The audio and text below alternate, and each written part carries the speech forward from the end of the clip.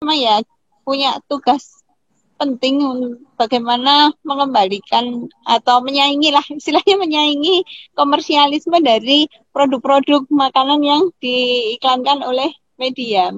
Dan ini memang bukan hal yang mudah karena eh, mengembalikan pemikiran masyarakat itu butuh suatu situasi tertentu yang bisa memaksa mereka untuk merubah cara berpikir dan juga cara pengasuhan kepada anaknya. Apalagi biasanya alasan yang dipilih oleh ibu-ibu itu ya mereka sibuk ya, apalagi sekarang banyak wanita pekerja dan sebagainya, sehingga mereka tidak punya waktu untuk mengasuh anaknya.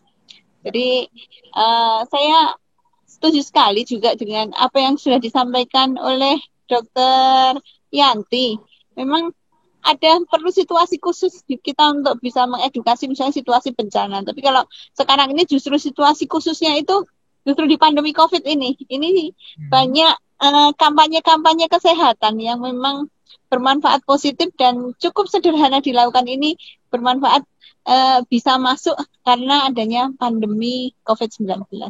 Itu aja dari saya, Mas Alvin.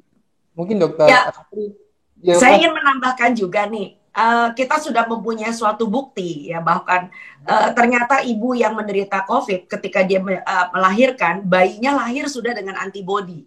Ya, jadi dari sini kan kelihatan bahwa di tengah pandemi, tadi foto-fotonya, gambar-gambar, video-videonya itu diambil sebelum zaman pandemi loh ya.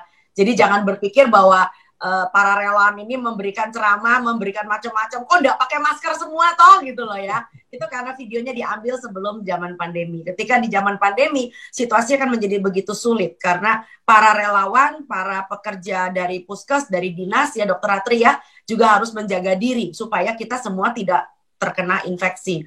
Jadi jangan sampai maksudnya ingin menolong orang, tapi malah kita menjadi apes istilahnya kayak gitu ya. Jadi nah, itulah sebabnya kenapa juga kami ingin membangun suatu kepedulian, sense of crisis juga dari orang-orang yang sementara sampai hari ini masih mempromosikan susu formula dan makanan-makanan bayi komersial. Boleh nggak berhenti dulu sebentar ya, karena situasi bangsa ini memang sedang rumit gitu loh ya. Dan kita harus membangun ekonomi kerakyatan lagi. Kalau kita mempunyai makanan lokal yang bisa dipakai untuk pertumbuhan anak, dan saya yakin banget makanan lokal itu nggak kalah dengan siapapun, tentu selain ekonomi rakyat kita akan kembali pulih, justru anak-anak kita akan menjadi semakin cerdas karena makan yang berasal dari tanah air bumi pertiwinya. Begitu Mas Alvin, silakan. Terima kasih sudah nonton. Jangan lupa like, subscribe, dan share ya.